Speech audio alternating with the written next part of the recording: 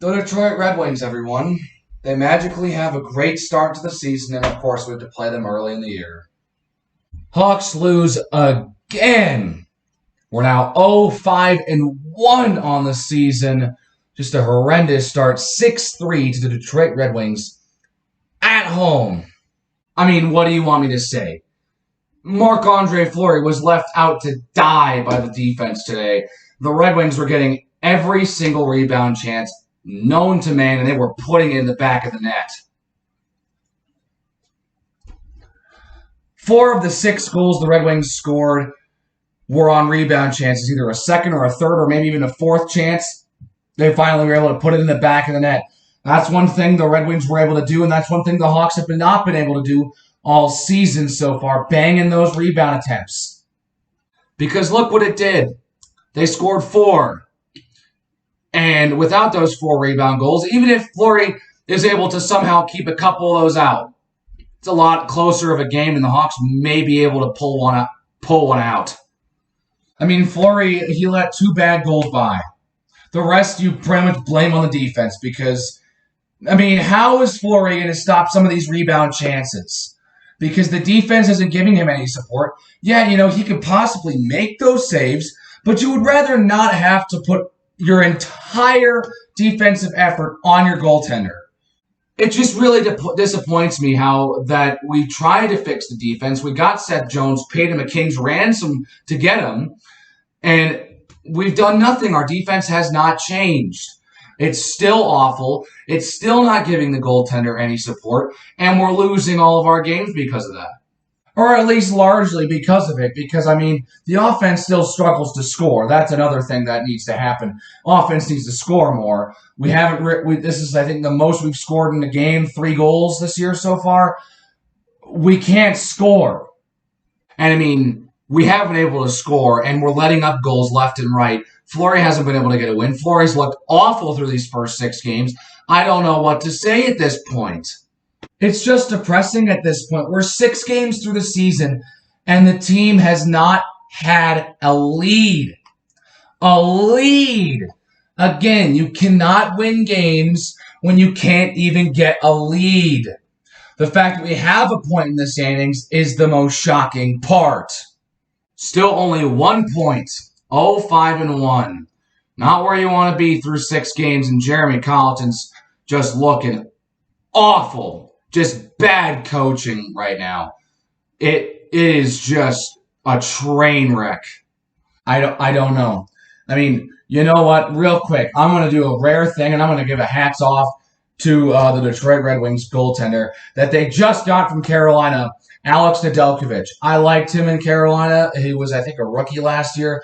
Regardless, it was a breakout season last season, and he got traded away. Frankly, not a great move by the Hurricanes, in my opinion. But Detroit gets a really good goalie out of him. And on a 2-man advantage in the third period the Hawks had, by the way, there was already a goal that got called back on that 2-man advantage.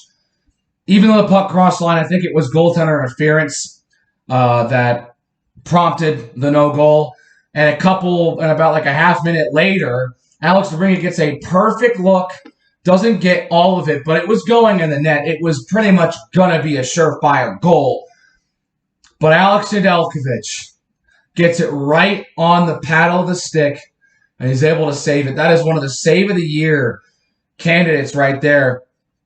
You know what? I'm not even mad about that. That's just a great save. You can't really do too much about it. You're mad about it, obviously, but it's just a great save by Nedeljkovic. Could DeBrincat have had more power on the shot and that would have been a goal? Yes. But you know what? Nedeljkovic made a great save.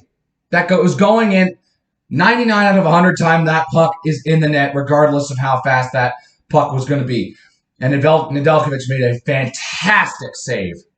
I mean, Tyler Johnson had a great goal in the first period, working on a defender, still able to, while he's falling down, fire off a shot. I mean, what else do you want me to say? There was nothing good in this game. Other than the Johnson goal and other patented Kubalik Bois on the power play. I mean, Borgstrom got a goal, his first goal with Chicago. Good for you, but I mean, it's not enough. It's not enough. what am I supposed to say? It's like, hey, we got 3 goals. Good job. You let up 6.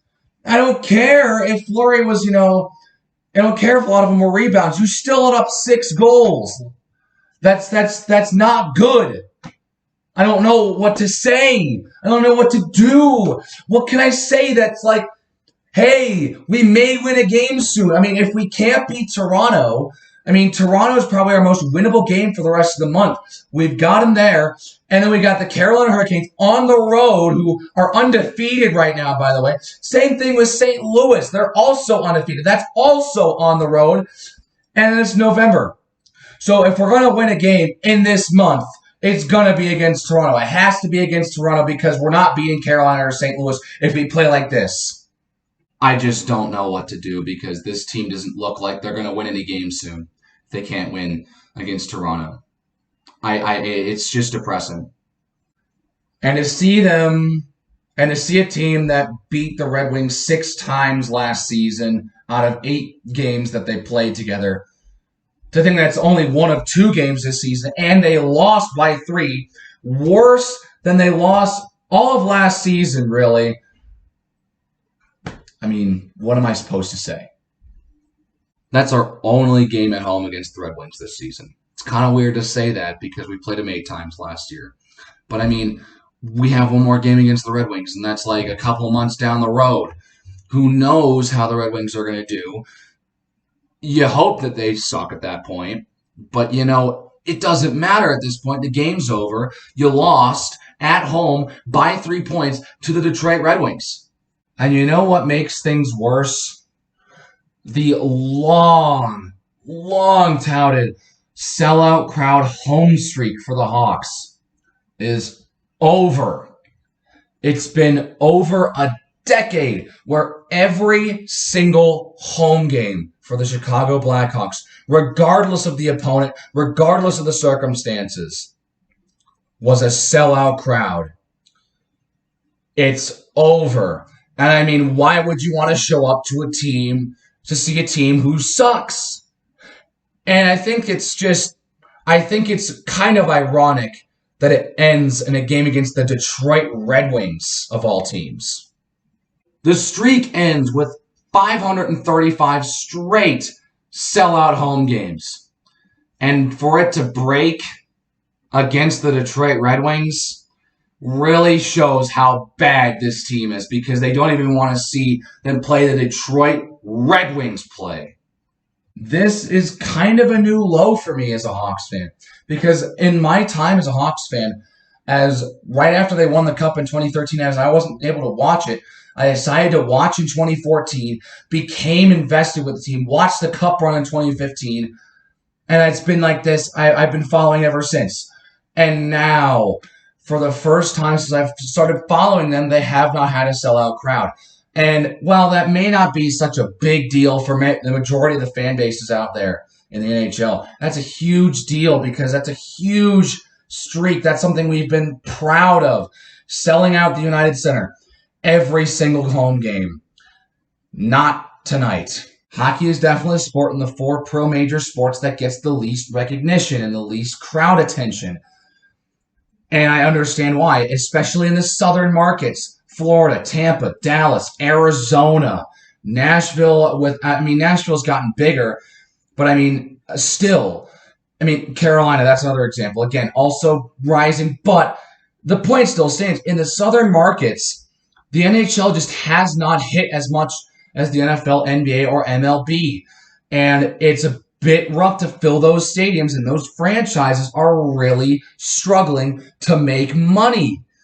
That's one thing the Hawks, especially in this last decade, have not had troubles with. Now, I'm not saying that this is the first non-sellout crowd in over a decade, that things are going to tank and we're going to have no fans show up and the team's going to go bankrupt. That's not what I'm saying. I'm saying that, it sucks to see a streak like this go away in a league where fan attendance has been a glaring issue for the majority of the league. So we got Toronto next. Knowing the Toronto Maple Leafs and their history and their sheer luck, I would not be surprised if this is where they get their first lead of the season. But at the same time, I wouldn't be surprised if we still can't get a lead.